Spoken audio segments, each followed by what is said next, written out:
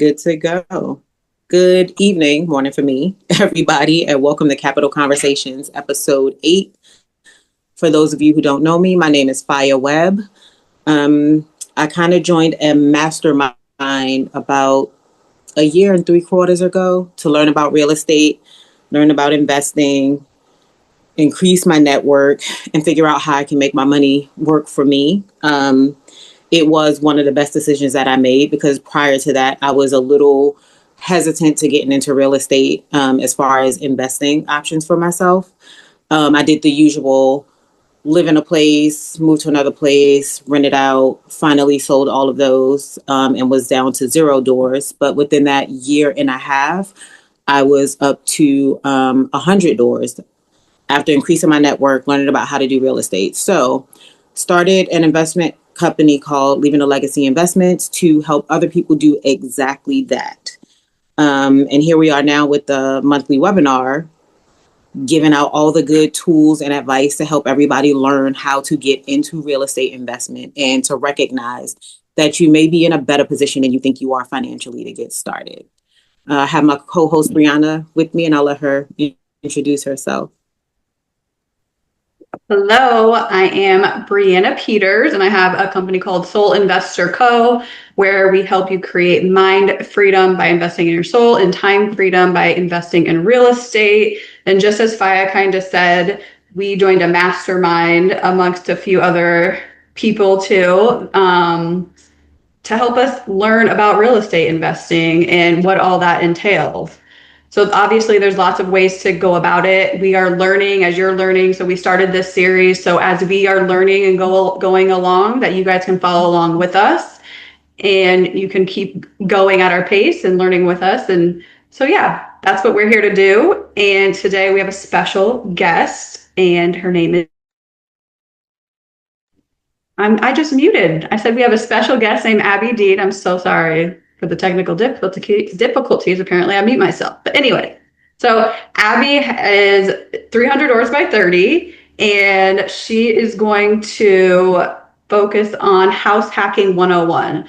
So living smarter, investing smarter, and I'll give it away to Abby, and we'll just go from there. Thank you guys for the intro. As you mentioned, my name is Abby Dean. My background is in engineering, and then I've transitioned into becoming a full-time investor, and I really started from house hacking. My goal over the next 2.5, 3 years is to acquire 300 properties, single family, multifamily. My portfolio now is multifamily under 4 units as I transition to get my first apartment in the next 12 months. So people ask me like all the time, how do you get started? And my number one answer is typically house hacking for a multitude of reasons that we can get into. But the biggest thing is the accessibility, and kind of seeing if it's something you're really interested in with a lower risk going into it, because you're going to be living on that other side. So let's jump right in. I'm going to share my screen, when you can see. Okay, cool. You guys see the screen slide? Yep, we can see it. Okay, cool. So feel free to stop me at any point, ask questions. I'm more of a interactive type of person. So all of this that I'm talking about, it's been from my experience over the last couple years. And at this point, I've house hacked several times. I'm actually sitting in a house hack right now. This one I closed back in May. It is a duplex and side-by-side duplex, completely renovated it. And so what I'm going to talk about today, I have some case studies to kind of go through and show you. But starting off, this picture here is a house that I'm underwriting right now. I was doing the slide and I was like, why not? Let me just put the one I'm actually underwriting. More of an exercise with a fellow mentee going through it. But this is located in Atlanta, Georgia, which is where I'm at. My portfolio is between Atlanta, Georgia, and Virginia Beach, and Norfolk, Virginia as well. So when we talk about some of the barriers in our society today, number one thing, people don't have enough money, right? And the housing costs are through the roof, especially if you live in any major city. So what we kind of been told over the years is that like your housing costs should really only be like 25% of your gross income, right? And we know a lot of times that's just flat out not realistic. The US median income is 74K. I think they're overestimating that.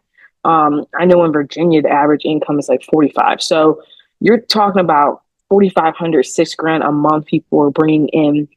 And then you have your medium rent, almost $2,000, right? I know in Atlanta, it's definitely more than $2,000. So for most people renting, you're well over 30% of your money is going towards rent. That's not even including your utilities, your insurance, food to eat, right? But then if you talk about home ownership, that gap grows even bigger, right? And what I focus on is kind of bridging that gap and leveraging some different resources and things available to the average person to grow their net worth while at the same time reducing their living expenses. Because that's what's eating up most of your money anyway. So what I have come to found is house hacking is the easiest way. And I'm not saying it's easy, it's just the easiest of all the ways, right? In my opinion. Reason being is because house hacking, you're looking at 2 units to 4 units. So your duplexes, your triplexes, your quadplexes, right? And the goal here is for you to live in one of those units and rent out the other ones. But before you can even do that, there's a couple of different things that go into that to make sure you're leveraging. And I kind of think of it as like a tool belt. Like you want all your tools with you while you're working so you can utilize it and get the project done the most efficient way, right? So when you're looking at, house hacking, one of the first things you're going to need to do, like any property residential, is you're going to have to qualify. But one thing I have found that a lot of lenders don't know and a lot of people don't know is that they can use 75% of the projected income, the rental income from those other units towards your pre-approval, right? So that gives you a bigger budget to work with. So that's something a lot of people don't know. And I actually learned through some of my house hacking journey. And one of the things that I appreciate is you're diversifying your risk, right? When it comes to getting a property that has more than one door. The theory is let's say one tenant doesn't pay, that other tenant can actually go ahead and clear that mortgage each month and the rest is completely in your pocket. So when you're house hacking, you're definitely living in one of those units. So 75% of that income is going to help towards the pre-approval. So if the rent in that other unit, let's say it's a duplex, you're going to live in one. The other unit, let's say the rent's $1,000, 750 of that is going to be used towards as if it's your income, right? So for a lot of people, that's going to really beef up what you're able to afford. So just make sure that your lenders keep that in mind.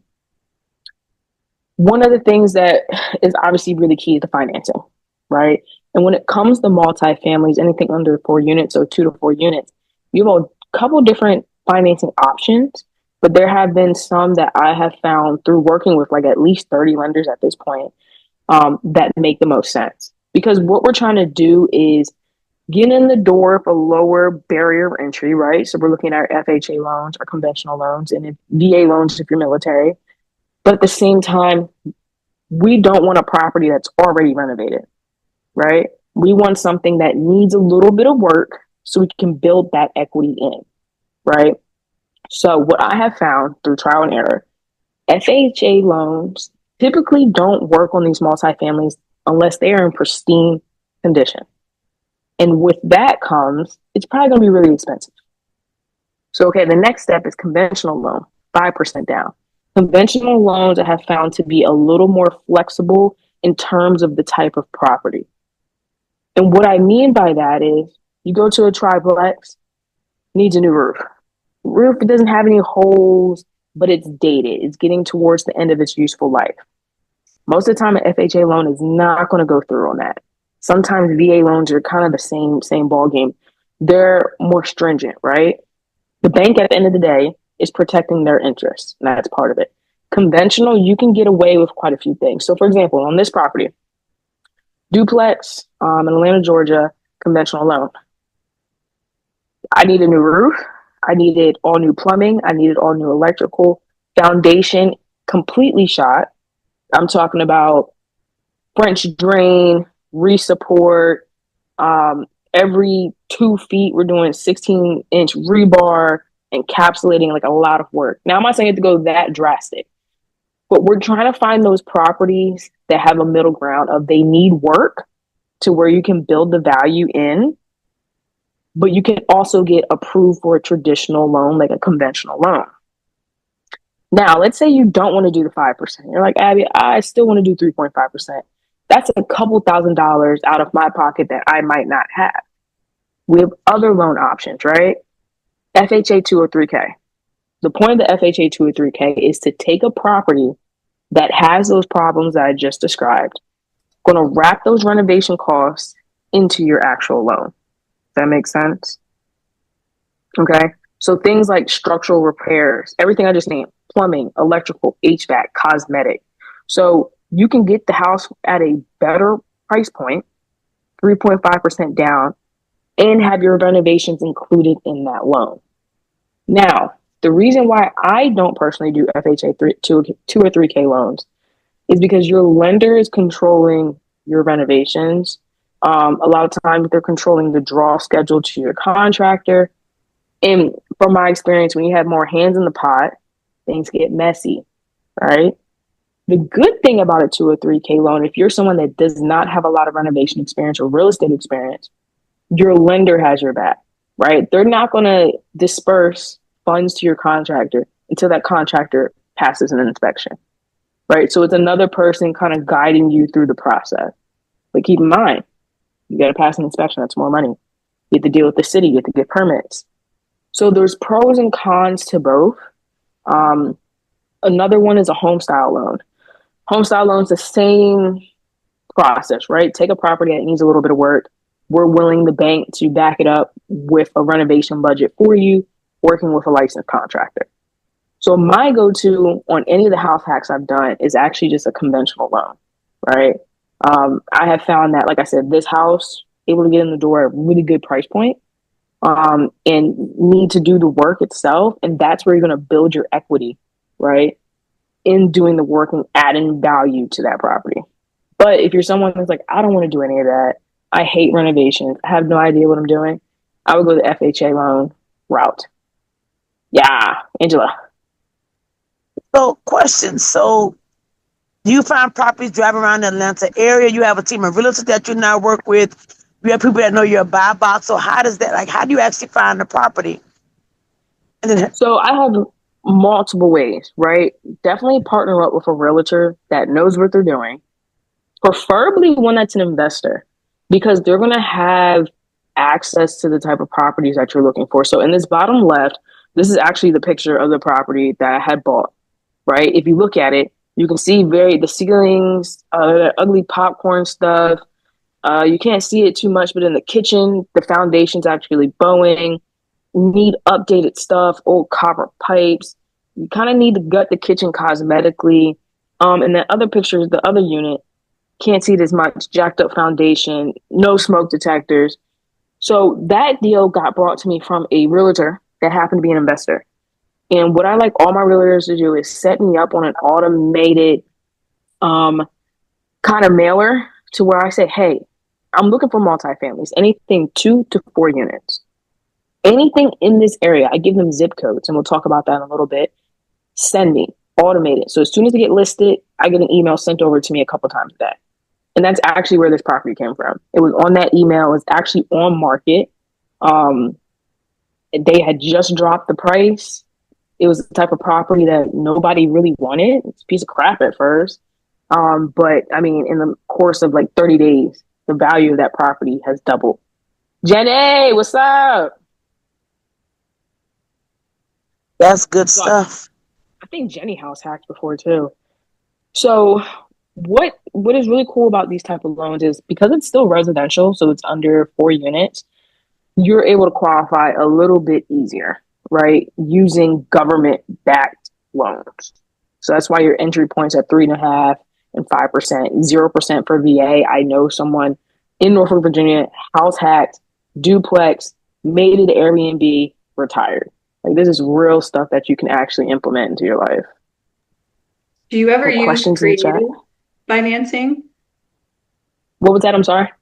Do you ever use creative financing? Yeah, definitely. For these deals, I typically don't do creative financing, but when it comes to like my actual real estate profile and portfolio, I have when I've done like seller financing. On these type of loans, you typically don't, but what you could do is assume the loan, right? Conventional FHA, you can assume the loan. I'm not sure about VA if you can assume a VA loan, but that's a good point there to assume the loan. As also, Jenny knows about this interest-free business credit cards where you commingle the funds. When you get these business credit cards for 18 plus months, put all the credit cards together and you're able to actually purchase the home, do the down payment interest-free with those cards. Sorry, I'm late in that outage. Yeah, you're good. Yeah, you're over in Ocean View. Actually, one of the house hack I'm about to show, Jenny, is over in Ocean View. That's a good question, though. Faya, you got a question? So for your renovations, like what is your strategy? Do you renovate yourself? Do you have a set team that you've come to know and trust that you can always call on when you need That was renovations my for your property? question. Yeah, so contractors is always the hardest part for most investors. For me, it is.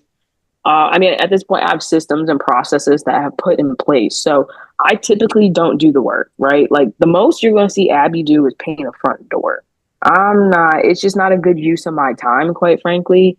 And it would take me forever. Like to lay some tile, it would take me forever. Angie and Jackie, the most, like they saw me, I was standing in a dumpster, making sure everything was in the dumpster correctly. That was at most what I did on that project.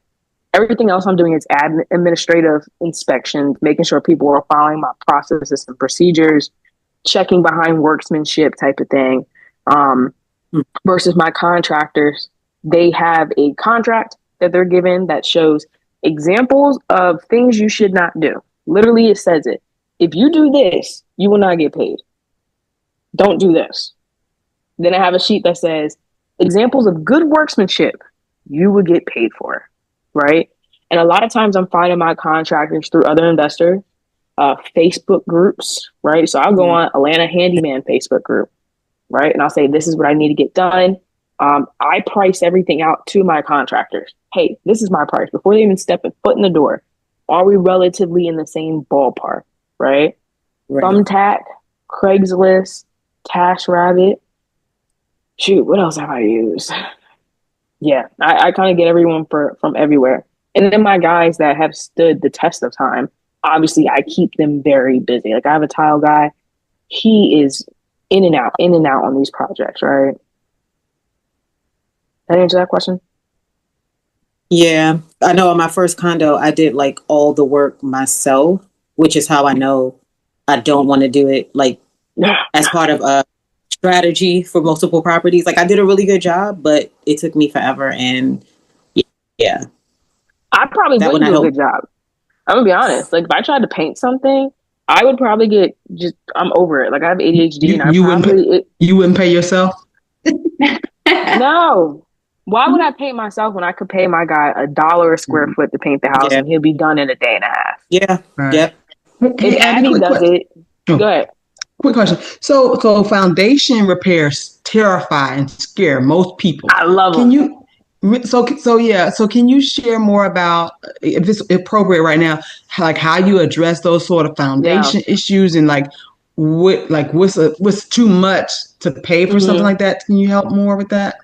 Yeah. So from the perspective of like these loans, since we're talking about it, foundation stuff, here's what they look for that the lender is going to be like, has to get fixed. If you can't clear a moisture inspection, a termite inspection, with the 203K loans, that's not a big deal because they're going to wrap that into your renovation cost. Every house I've ever bought at this point has some level of foundation issues, right? Some minor where it's like, okay, they sistered the joists, but they didn't do it correctly. To a house I did earlier this year, and we're like, how is the house standing? There's no support in the front of the house. It's floating, right? So you get better at this stuff over time, but at its core, it's all prescriptive and all the same, right? So we're up and down the East Coast. I'm in Georgia. We have a lot of humidity. So you have to understand what is causing your foundation issues. It's normally one of three things or combination. Termites, carpenter, beetles, moisture, mold. That's basically what's really causing those issues. That's going to break down that foundation, whether it's the soil isn't good anymore, whether it's actually the wood, because a lot of the stuff I buy has crawl spaces. I hate slabs, and that's a whole nother conversation.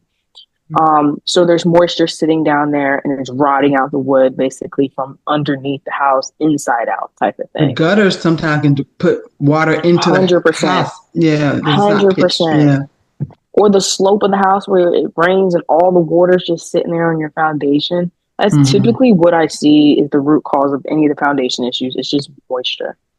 And the way to mitigate that, right, at its core, and this is a little bit of engineering background, but I recommend just getting with a structural engineer that can just knock this stuff out. It's not you have to know how to source your contractors so it's not costing you a fortune. So I have a structural engineer, my guy Harry, licensed. He basically draws the plans up for me, and at this point, I can tell you exactly what he's going to do. So in any house, you have your structural supports, right? You have your beams going down your house. Typically, if you go under there, you see jacked up work, right? I see a lot of cement blocks stacked on top of each other, supporting the house. 9 times out of 10, that's what I see. So when we go under there, we pull out all the debris. We'll level everything under there, the dirt. We'll send beams straight down the house to even it out. And what we'll actually do is steel piers, or we'll do concrete foundations that we dig out about 16 inches deep, and we'll make new foundations under the house. Okay, so to re-support the house. We'll do some corrections. You know, if there's some soft floors, we'll make sure to take out the subfloor. On this house, for example, it actually was the worst foundation that my foundation team has ever seen. And my guy is like 65 and he's been doing this since he was 15, right? So that's the level of how horrible. And this was a conventional loan. For me, that's good. Like, don't look at this stuff as a problem. When there's problems, that means I hear money, good money. When I hear problems, I can negotiate with my seller, right? Like off the top with this house, I told him it's going to take me $50,000 to fix the foundation. It didn't take me $50,000. It took me 12 grand. But that's what I used to negotiate. So we came in, we added new support beams, added new foundation. We got all the moisture and water away from the property. So we regraded a little bit. We made sure that our gutters were adequate and were away from the house. We actually put a French drain down there around the entire interior of the foundation. So in the case water did get there, it's going straight out. You know what I mean? And then I went the extra mile on this property because I'm gonna be honest, I'm living in it. I want it to be a little nicer. I went ahead and did encapsulation, right? Because that also helps with the quality of air in your home. Long-winded answer. So how much foundation costs, how much they should cost, it's not a set number, right? But what I can tell you, if you call a mom and pop, call any company, you're looking at least 30 grand. It's a scare tactic. They're going to come in and say, your house is about to fall over. You tell anybody the house is about to fall over, they're willing to pay whatever, right? So they're going to scare you. And then they're going to say, it's marketing. We have this proprietary material that we're using. No one else in the country is using it. You'll never have a problem. What I recommend is getting with a structural engineer that focuses on foundations in a residential home. They're not building buildings. So I try to go to a mom and pop engineer, right? And I say, hey, who do you know that can do this type of work and not charge me $1 gazillion? Most of the time, your engineer is going to say, I got a guy, right? Or say, hey, can you at least go inspect it for me? Give me a set of plans that tells my contractor exactly what they need to do, and find a team that is willing to crawl under a nasty foundation and follow instructions. That's all you're doing is following instructions. Have your engineer come back out, inspect their work, give it the thumbs up, right? So at most, a foundation repair on the worst house, like I said, I've ever had was 12 grand. On the easiest house, $1,500. That answer that long answer. Love it. Yeah, no, great. Okay, cool. So like I said, I try to shoot for a nice middle ground when I'm doing these type of loans where it's not a full out rental, to where I can get approved for a typical conventional loan, but it's not, I need to go in and do some work because I want to add the value there in the home. All right. So I like to talk real numbers. Jenny knows this. I don't like to just, like, I practice what I preach, right? So this is a deal I did back in 2023. I like the house hack. This is out where you are, Jenny, in Norfolk. The purchase price on this house was $230. It was a duplex in an up and coming neighborhood, right? So I'm already thinking of where's the best place to invest, while actually balancing somewhere I'm willing to live, where I can walk my dog at night, but not where everyone's already moved to the neighborhood and it's top dollar, right? So on the house purchase price, $230. They originally wanted like $290, and we were like, kick rocks, no way. Once again, gave the buyer or the seller a list of things that was wrong with the house: foundation, roof, plumbing. I'm trying to think. On this house, completely obsolete layout. The front unit is a 3-bed, 2-bath. The back unit is a 1-bed, 1-bath. So it's a pretty large home, side by side units. That's why I try to shoot for instead of people on top, you'll get complaints. So on that conventional loan, $10K down. The mortgage on that, as you can see, it's a standard closing disclosure, was $1,960. The rent from one of the units, here's where I get creative. This particular area, high demand for midterm rentals.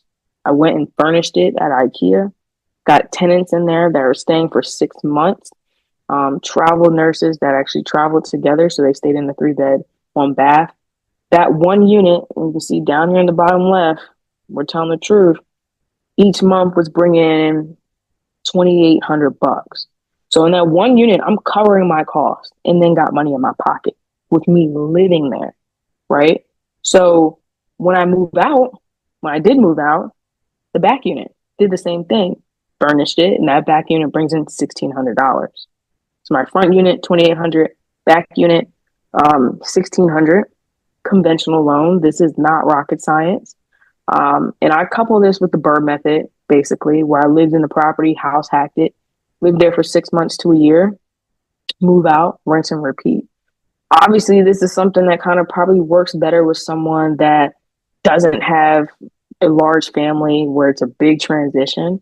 But like for the one I'm in now, that I plan to stay here for a while. I bought this property to where I could grow into it.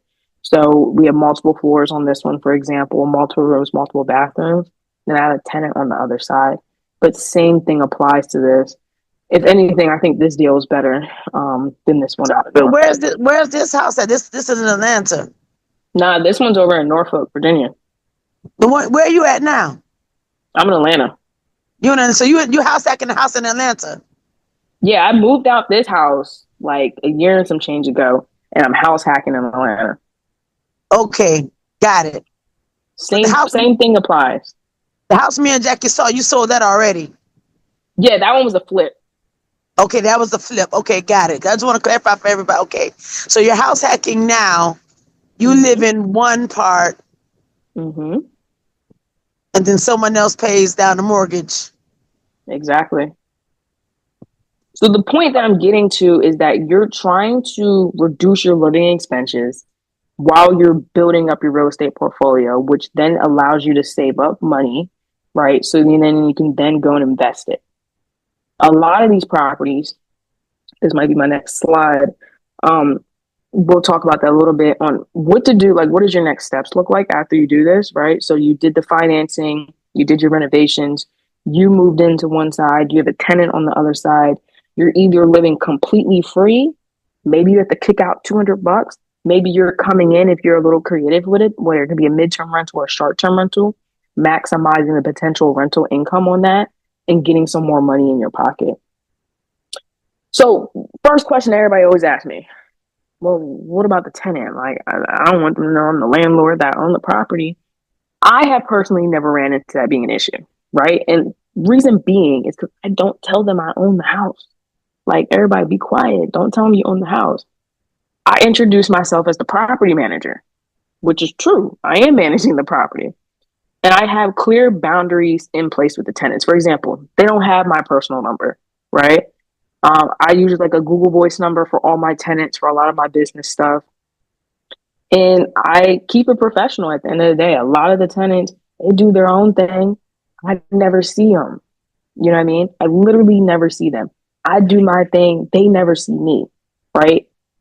So screen them still like it's a landlord, but obviously the piece, like, they're living next door, right? And then in the leases, it's all to the property manager, right? It's through Turbo Tenant in my case. So I have a property management software to where if they need to communicate, they can communicate through there. They need to place maintenance requests, they can place it through there. At the end of the day, they ask me questions. I say, okay, I'll go talk to the owners. Right? I'm just don't shoot the messenger, is what I tell them. I'll go talk to the property owners. I'm just the property manager. And I turn around, okay, Abby, what do we think about this? Like, they don't even know. So that's kind of how I have that separation to where, it's not uncomfortable. You're still living a good life. You don't have to worry about someone bugging you to go do things. They go through the same process and procedures that all your other tenants. So you have that boundary. Now, if you tell them you're the owner, that's on you. If they go do some digging, that's on you. And we could talk about that further on how you can protect yourself so people can't see who owns the home and all that stuff. That's another topic. Well, that was a question that I had. Do you put these in LLCs so that way it's just under your business name? That's how you're structuring? Yeah. And with any of these purchases, you should be aware of what your exit strategy is the day before you even go to sign, right? And part of that exit strategy is to then you can either do a HELOC, a home equity line of credit, or you can refinance the property, pull out all the money tax-free, reinvest it into your next house hack, or reinvest it into your real estate portfolio. When you do that, you can also do it into an LLC. A lot of real estate investors do this. I personally don't recommend it. They'll do a quick claim deed. But in these conventional loans, FHA loans, basically any loan, if you do a quick claim deed, there is probably buried on page 1062 is a due on sale clause. I've talked to like 50 lawyers. 49 have said they do it successfully, never have an issue with the due on sale clause. I actually talked to a lawyer earlier this year, was like, yeah, I actually have seen it. I'm dealing with someone that has a due on sale clause, right? And maybe I'm a little thinking too much into it, but I'm like, you have a 2% interest rate and your lender has any way to get you out of that 2% and get you back to a 7% that we're seeing now. That's an easy way to get it done, right? It's a due on sale clause. So I always recommend a trust, LLC. You can stay in these properties as long as you want, but if you're trying to build your portfolio, you want to get this done within 6 months to a year and keep house hacking. So to make it realistic, right? Like, people are like, how do I do this? How do I do this? I have kind of come up with a system that is friendly to lenders to where it makes sense in terms of timing, right? Because a lot of these loans, pretty much any, have a maturity date. They have a seasoning period, which means they kind of force you to own the property for a period of time. Part of that is to recoup their cost of doing your loan, things of that nature. So I kind of broke it down to what I have seen works. So like, for example, months 1 through 6, you're going to move in. You're going to do your renovations. You're going to collect rent. You're essentially stabilizing the property at that point, right? Normally through the 6 months, if you want to refinance, you get pretty good loan terms. If you try to do it in 30 days, 3 months, it's not so friendly. You're probably going to pay like 12% interest. Versus 6 months to a year, it kind of pans out to be the same interest, the same terms on these type of properties. 6 months to 12 months, like I said, you refinance or you do a HELOC, home equity line of credit, pull out the money that you've invested. And obviously you have the option to move out and convert it to 100% rental, which is what I typically do. And rent and repeat, as much as you can stand moving, right? I'm pretty much a minimalist. Like, I don't tend to have a lot of stuff. So it's not a big deal for me. And I travel a lot anyway. So like, I'm not home a lot of times. So it works for my lifestyle. And then at the 1 year mark, start using that capital. Go get another property. Don't go buy a jet ski or a car right? Just because it's tax free when you refinance and you pull that money out because it's debt, just because there's a HELOC and that's debt. Don't just, have a game plan. Be diligent and disciplined with what you're doing. And I mean, there's no rules on how many times you can do this. Now, there's rules on how many loans you can have with an FHA. Like FHA has to be your primary property. You can only have one of those, right? You can have, there is no set rule, but I have heard up to like 10 conventional loans. VA, I'm not so sure. Maybe Faya, you can talk more to that. I've heard two things with VA. You can only have one VA loan, or I heard, depending on when you bought, it's a certain amount for VA loans. Question for Faya. Faya, with you being overseas but in the military, can you buy under the VA, or you have to be already out the military? Faya. So I'm not in the military. I'm federal government, so I don't even get VA loans. Oh. And no way that I can get one, because I would happily jump on it and get okay. Now, keep in mind with the VA loans, like you don't 0% down, but they're stringent. They don't play. Like if your LVP is unclicked, they're gonna make you take up that whole floor and reinstall the LVP. I mean, they're government-backed loans, so they're essentially protecting their investment, but they're pretty strict. Mm. Any questions? But I'm sure you can still use them, right? Like you said, for house hacking, you can. Like whatever the rules and the requirements are, even if the timelines are longer, that you have to stay in the place before you can leave it, you can definitely still use it. 100%. I know someone off the top of my head, they live out where you are in Jenny, in Ocean View. They house hacked using a VA loan. Now, that property is in pretty much pristine condition, minus some super cosmetic, like let's repaint the room, right? It wasn't like it had foundation issues, needed a new roof and all this different things. So whatever your risk tolerance you're able to take on kind of is going to determine that lending product. I have a question. So what, one, made you want to get into real estate? And then two, you sound very familiar and advanced, right, with the different things to look for in regards to the foundation, the process. You've been going through all this. So what made you get into it? How did you learn to do it? And then what advice would you give to new investors? I know that's 3 questions in one. I don't know if you can memorize. No, probably won't. First question, what made me get into real estate? I just didn't want to work a 9 to 5. Like I went to college. I did everything they said to do. I went and got a degree. I got a good government job, as my mom says. I'm like, there's no way I have to do this for 40 years. Like I'm not going to make it. Like there's no way. There has to be like more to life than only getting 2 weeks off a year. So that was really my main motivating factor. And then just kind of being resourceful. Same way I went to school to be an engineer, my thought was, well, what's the most bang for my buck? How can I get in and out of school and get paid the most? Real estate was kind of the same thing. What industry makes the most millionaires? And it's real estate. 10 times out, real estate makes the most engineers. I mean, most millionaires. And time again, through highs and lows in our economy, real estate always comes out on top. It's not going to work, but historically, that has been the case. That it can multiply your money the fastest with the lowest risk, right? There's still risk, but it's not like the stock market type of risk. So that's really what pulled my interest in. And then your second question, renovations? How did you learn? Well, one, I think I want to understand your mindset too. You're like, okay, obviously, I think a lot of us felt like that. Like this 9 to 5 isn't working. What the hell can we do to get out of this? But your confidence to go from that thought to actually doing it. What was that shift for you? And then how did you go about learning what you needed to learn to actually do it? Yeah. So I originally started on like YouTube, right? And I call it YouTube Academy because I basically got my degree from YouTube. I learned YouTube is just such a powerful source. Like in today's life, like information is so accessible to you, right? So then I started to message people on like Facebook. Like I literally went on Airbnb. I messaged, said, hey, live in the area. I'm super interested. Would you be willing to mentor me? And one guy actually responded back, this guy, Kevin. And he really pushed me to get my first property in Ocean View. He had a bit of a vision at that point. And I just started to talk to people and network. And then eventually it led me to joining a group that focuses on the BRRRR strategy.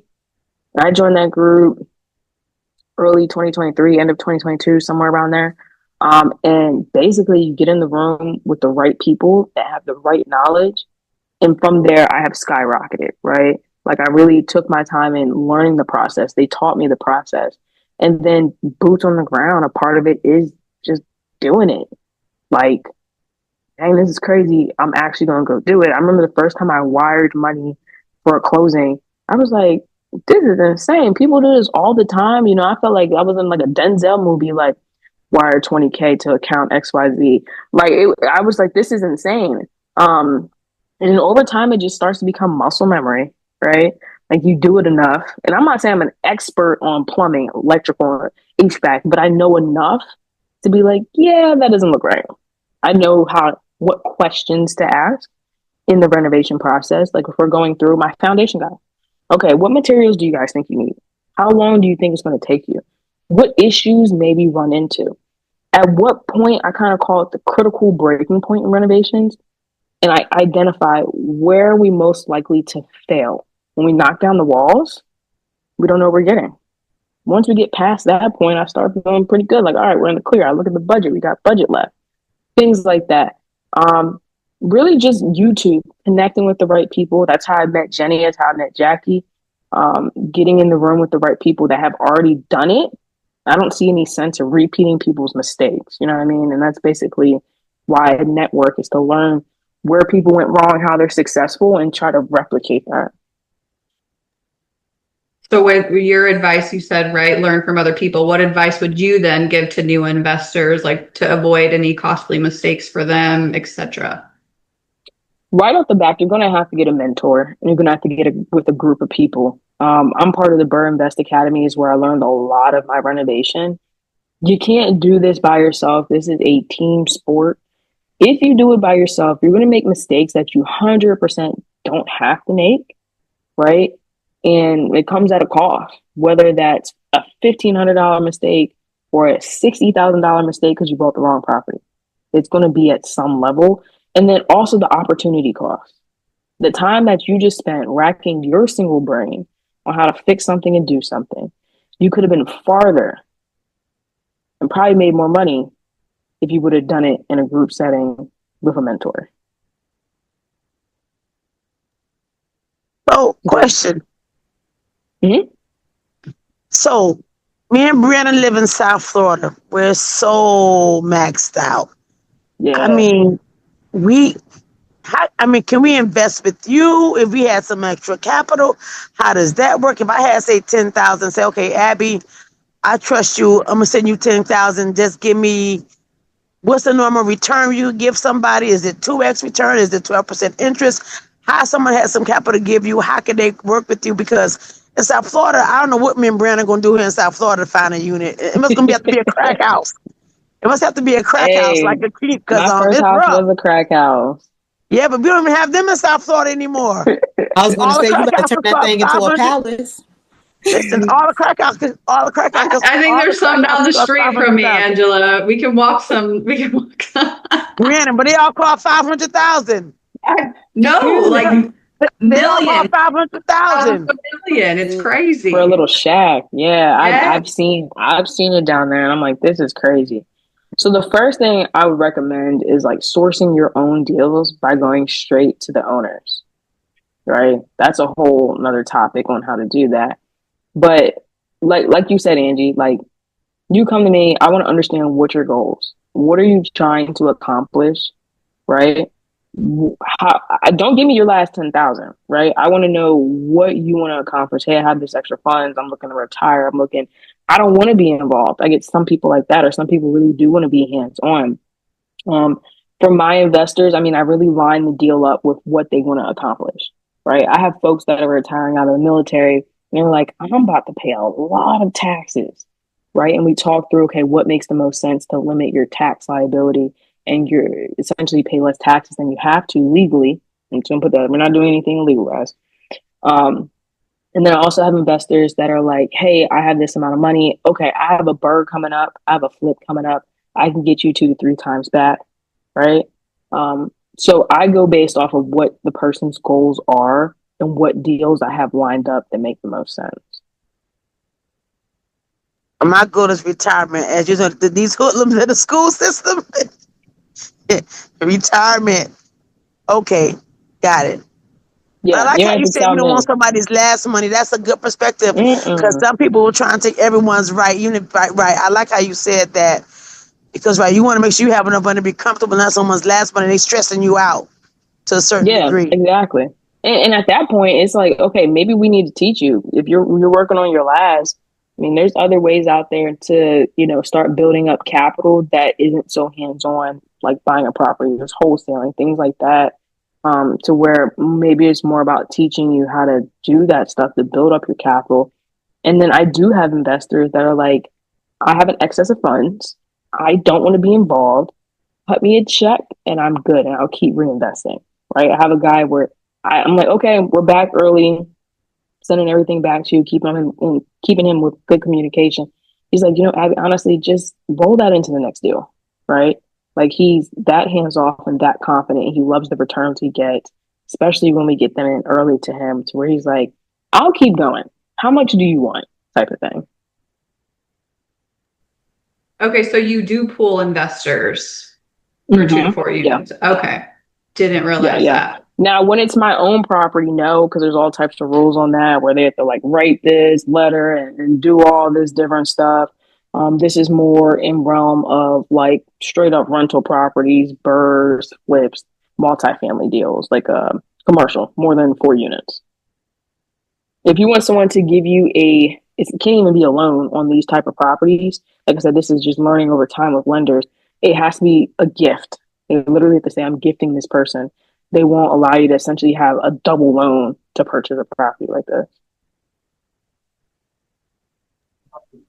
I have another question. So I heard you say you do the admin work, right? That's what your focus is. You're not like in there doing the repairs and stuff. So what is your typical day? Like, what are your daily habits? What are you focusing on? How much time are you putting into this? What does it look like to be in your position?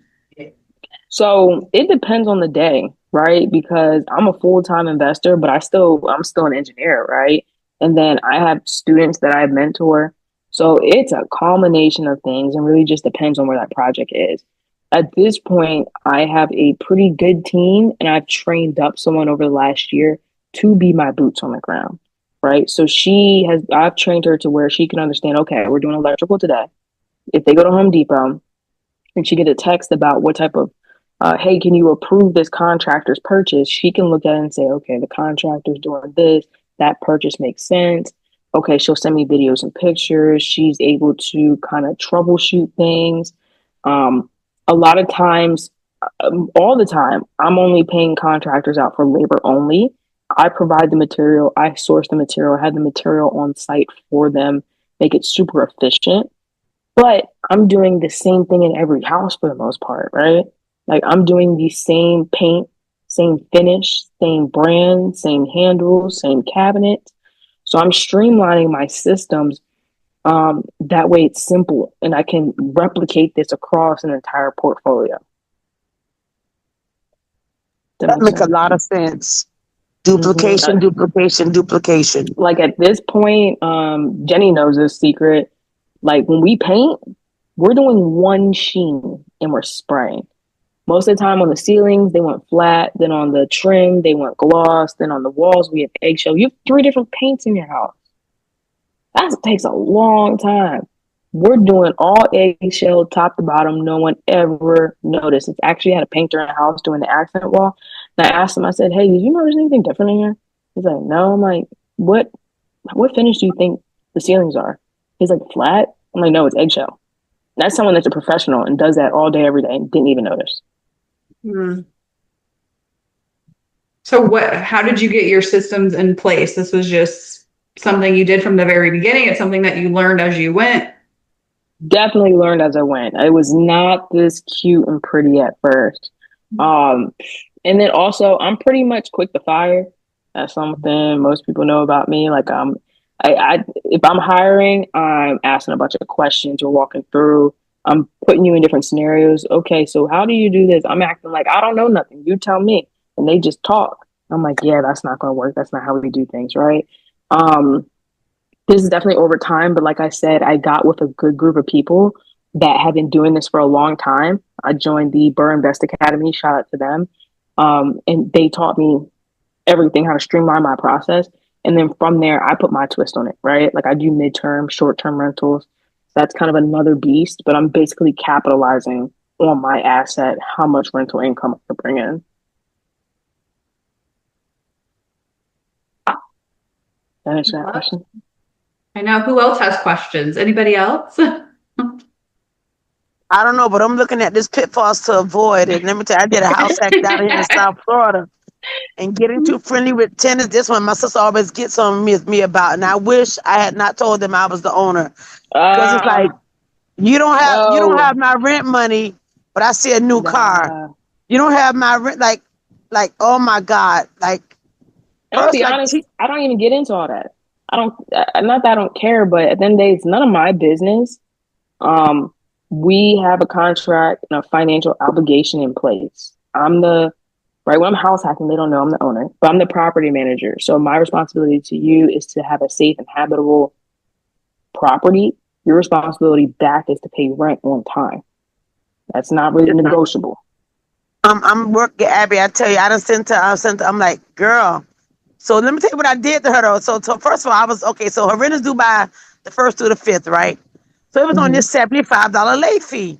So 1 month I looked up, this is what maybe last month, I'm like, what today's date is? So what she would do, she'll send like 1,000. Her rent is 1,500, she'll send like 1,000. Then I'm like, okay. So I'll be like, wait a minute, what's today's date? Say like the 12th or the 13th. I'm like, she ain't finished paying the rent. She owe me like another 5. So what I did, I said, okay, you want to play late? So how about this? After 10th, you're gonna be 150 now. So you want to play this late game? I'm gonna make you pay more for paying. Either you're gonna pay on time, you're just gonna pay more late fees. Now I looked up. I see another dog. Now she allowed to have one small pet. I'm like, no, I don't see another dog on this board. I'm like, is she serious? I'm like, so there's multiple things. It sounds like the systems and processes aren't what they need to be. Right, go ahead. They are. I'm a teacher. I'm not an engineer. So yeah. And I say that because, okay, for example, like on mine, I don't accept partial payment. Like I decline. Abby's not even involved in that process. It literally does it automatically. Then the late fee is applied automatically, right? So that's like my system. It also keeps it fair across the board for everyone. And then I'm one of those people where it's like, if we can't make this work, you gotta go. You know what I mean? The headache is not worth it, right? So one thing I've kind of leaned towards is month-to-month rentals. Even if they want to stay for 10 years, month-to-month rental, I don't have to evict you. I simply just don't have to renew your lease at that point. Yeah. If you keep having lease violations. Yeah, if you keep having lease violations, that's not going to work. Then another thing, let me tell you, Angie, in terms of pets, is, let me see if there's anything in here. In terms of pets, I use something called petscreening.com. That takes away any liability from me. They submit everything. Petscreening.com rates the pet on a risk level, right? It collects all their little information, especially if you have like ESA and service animals. It handles all that stuff. Yeah, I'm gonna have to talk because I think I'm gonna have to. So if she has a 1-year lease now, I can't just transfer. Just okay with 30 days notice. Can I give her month to month with 30 days notice, or I have to just wait till the lease is over? Yeah, it's going to go based on your state. Most states, if you sign the lease for 12 months, it's 12 months. What you can offer is buy her out if it's that much of a headache. I mean, I've done that once. I'm like, I don't want to. And here's another thing. With I actually tried this a couple years ago with a particular tenant where they were habitually late. It was an inherited tenant, which I'm not a fan of, but I had a little more patience back then. So what I did was gave them a coupon. They had 2 coupons, late rent coupons. It didn't get rid of the rent, but if they told me by X date with this coupon, filled it out, and it put the onus and responsibility on them to communicate, then I would waive that late fee. They had two of them. So they went from being late every month with the previous landlord to by the time we hit 6 months onward, they've been with me for like maybe 4 years, they haven't been late, right? And it put the responsibility on them, but it also gave them, hey, you only got 2 of these chances, and at that, you need to let me know by a certain day. You need to put what the game plan is, and know that if we hit that date, so it's the 5th, 5-day pay or quit, automatically gets sent to the attorney, and he takes care of it. Yeah, I need to get some systems in place because this girl, like this girl here, she just pushes she just like.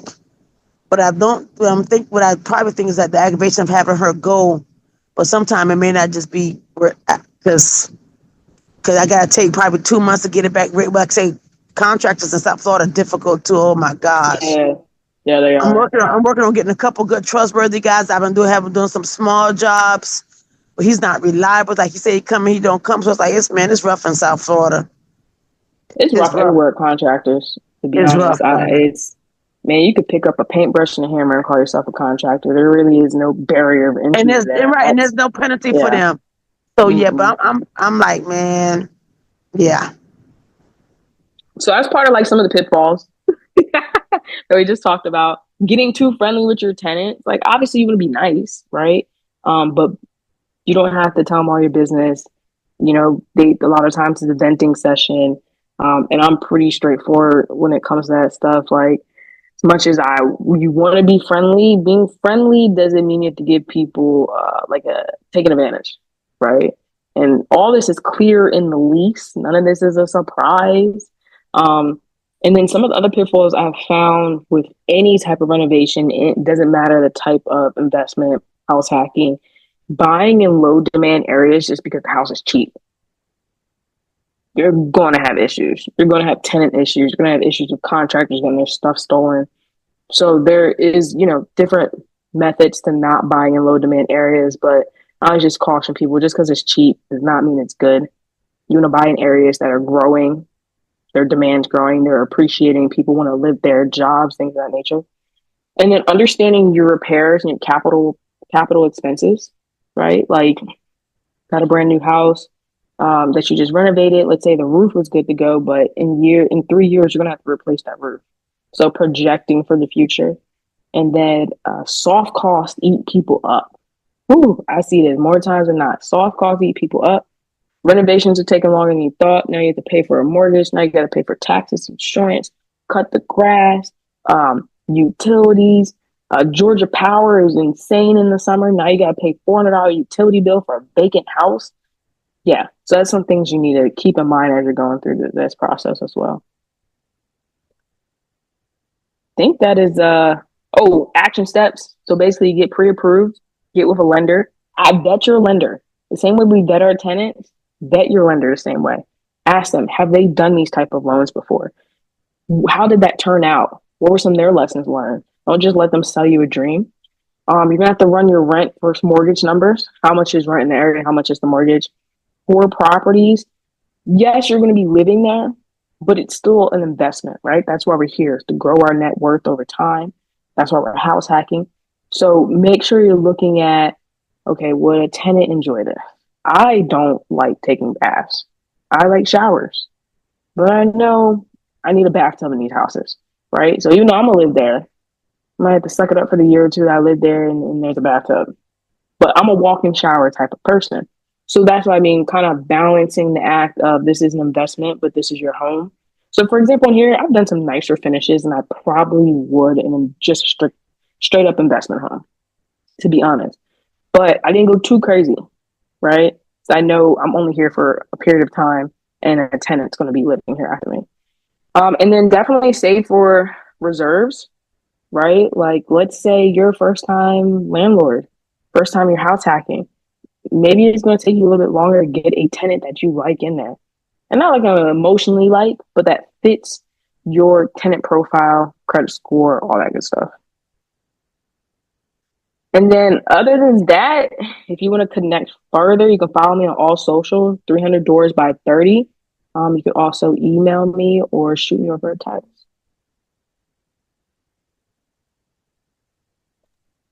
Thank you so much, Abby. We appreciate it. You gave us lots of good gems. I think I'm going to put up our slide too. It has all three of ours. So I'm going to put up a little bit of our contact information. Faya, did you have any outro? If I don't freeze up again for the 100th time and get kicked off, I'm here for now. Thank you so much, Abby. That was actually really, really good. I definitely, if anyone online has any questions about this actual webinar, or if there are other topics that they want to learn about or hear about, feel free to let us know. We'll be happy to add those topics to our list, get some guest speakers, people who may be a little more knowledgeable in those areas that than we are. Like Abby said, you got to grow your network. It's a team sport. You can't do it alone. We'll definitely keep in touch and just keep everybody abreast of what we have going on. For sure. Thank you for having me, guys. I appreciate it. And really good questions, too. Great job, ladies. It's always a pleasure to learn from 300 doors. Thank you so much. Yeah, this was awesome. This was a really awesome. I learned a lot. Like, I knew the basic concept of house hacking, but I learned a lot more strategic ways to kind of approach it and look at it than anything I thought of just kind of on my own, and a few things that I looked up. Because it's one thing looking things up, like you said, you have all the resources online, right? But when you have someone who this is what they do, right? Learning the ins and outs, giving us the lessons, the tips and tricks, it's a whole different ball game. So this was really good. I appreciate it. Thank you. Hello? Yes. Hi, Abby. My name is Tanya. So this will be my first time trying to learn how to invest. I have like 5 people that's with me. But what do you suggest our first step? I live in Texas, by the way. So what do you suggest my first step being, someone that's new, that's trying to, look into investing or trying to get a small property? I want to start off with something small. I don't want to get nothing, real big or what have you. But who should I start like getting information from, or like should everybody put in like a pot, put in money to get our first, project? What do you suggest I do? I think your first steps are to identify an area where you're at, kind of in your own backyard as much as possible, that makes sense for investing, right? Like I'm talking about not just a neighborhood, like a zip code. Drive around that zip code, find out what houses need renovations. And like I said, don't go for the cheapest thing. That typically is going to have some issues. And then from there, get partnered up with a realtor that is an investor as well, and have them send you daily lists of properties that are available. And then from there, it's really a self-education piece, right? Learning how to underwrite deals, learning how to, and come up with your strategy. Are you going to burr these houses? So buy, renovate them, refinance, rent them, repeat, all that good stuff. Or are you going to flip them? Or are you going to house hack them? And hone in on that. Don't try to do everything. I'm going to be honest. That's what I did at first. I was trying to do everything. Wholesale, flip, burr. And you're going to spread yourself thin and not be able to master your craft. You know what I mean? So learn, pick a strategy and stick with it. Then when it comes to partnerships, I'm going to be honest. I think at first when you get started, you don't know what you're good at and you don't know your strengths and your weaknesses. So it's hard to put a partnership together when you've never been tested to know what you're good at and what you need help with. So you can always have an informal partnership, but I always stray away at first from doing very formal partners when you're commingling funds, things of that nature.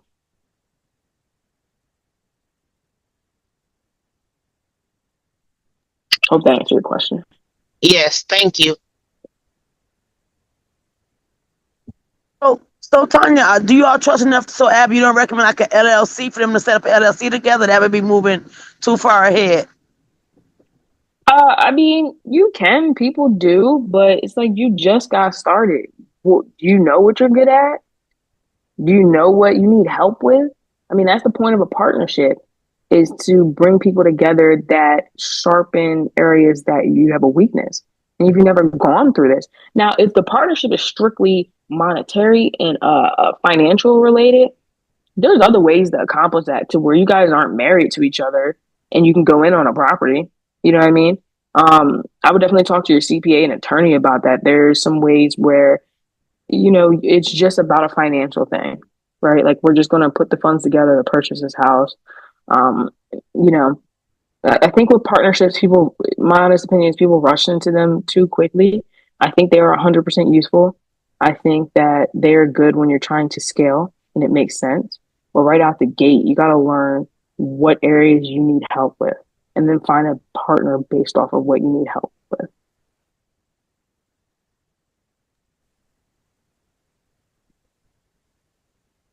Any other questions? I think this is a like super good topic with a lot of good questions. We may have to revisit this at some point soon. Yeah. Yeah, and I can I mean I have like a bunch of like real world examples of the house hacking. Just because I'm like, that's what I like to do. You know, I mean, you're essentially using government money to make money. Right. So. Yeah, we can definitely do that. For the remainder of the year, we're working on a series with one of our partners, Todd Snelling, to kind of go into the ins and outs of what happens after you get the deal, right? Like during the process, like doing due diligence, going through all of those steps, right? Like then what? So we hopefully through the end of the year, we'll be able to run that series, but we definitely would like to revisit. I think it's a good topic because it's such a good entry strategy for people. And it's a good place to start if you don't have a lot of resources, right? You can kind of use what you have and leverage it to get your foot in the door and grow from there. And the thing that people what usually keeps people from getting into investing is them thinking that they're not positioned to be able to get anything or do anything. So that just made me think about what about credit score? So what's the entry credit score you need to at least have? 700, 750? I know for FHA and conventional, it's different. Let me look up. I don't know off the top of my head. It might be like 6 something. Okay, so for FHA, minimum is 580. I think it was 640, I thought. Okay. That's ChatGPT. It might be different lenders, guys, in different states, too. I think it matters. I don't know for sure, though, but I think. So I know FHA is more targeted towards lower credit scores than conventional. So when you do conventional, you're putting a little more money down, and there's some incentive there a little bit when it comes to like your rate, your term. One thing I play around a lot is like, for example, I don't buy down rates at all. I'll take the lender credit and do something else with it.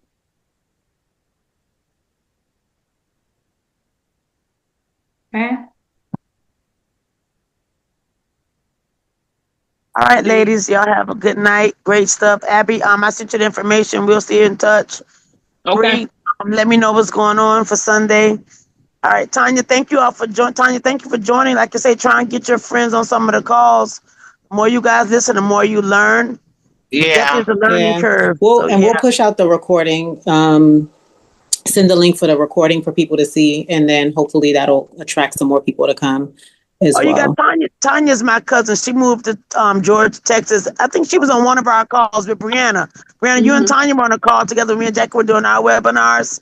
Yeah. She moved to Texas on a big leap of faith, and so she's out there doing good, and now she's trying to venture into the market. So Tanya, Abby is a gem. Make sure you connect with her, Tanya, definitely on social media. Okay. She's good. She's good people. Stay connected. Yeah, I just need to have a resource, and I'm a go-getter. I'm a hustler at the same time. But like you say, you do need a team, and you can't do it by yourself. You know what I mean? That's where I tend to fail at. You know what I mean? Trying to make sure everything is going how people do what they're supposed to do, and then like everybody just give up. You know what I mean? So then I understood when you say try by myself first to see what's my strengths and what's my weakness. That makes a whole lot of sense. You know what I mean? Because I don't need somebody doing something I already know how to do, you know. So it makes a Exactly. whole lot of sense. It makes a whole lot of sense. I just need the coaching, like you say, a mentor. You know what I mean? Mhm. I think I really will. I need a mentor because this is my first time, you know, thinking about trying to invest. And, you know, I know it's money to be made, but I need to get started. You know what I Yeah. mean? So, Well, I know some good folks. Like I said, where I learned everything I know. Jenny's in the same group as me. I mean, I just came from a conference last week, and literally people their testimonials about how it's changed their life. So if you're interested, let's connect, and then I can point you in the right direction. I think And all of that's our contact information is there. I did put in a chat. We have like a 12-week year accountability group as well. So it doesn't hurt to be use multiple resources, right? To grow your network and learn all the things you need to learn to get where you're trying to go. So feel free to shoot us an email or message and we can try to add you to that as well. will do. You did the first thing by Oh, showing yeah. up. So that's your start, connecting with like-minded people. So you're doing the Yes. first step. You just got to Thank keep you. going. You're welcome. Well, thank you Thank guys so much for coming. We'll have the recording put up. We'll have the replay out so you guys can all watch it. So thank you. Thank you so Thank much. you guys for having me. See you guys Okay, later. bye, guys. All right. Bye.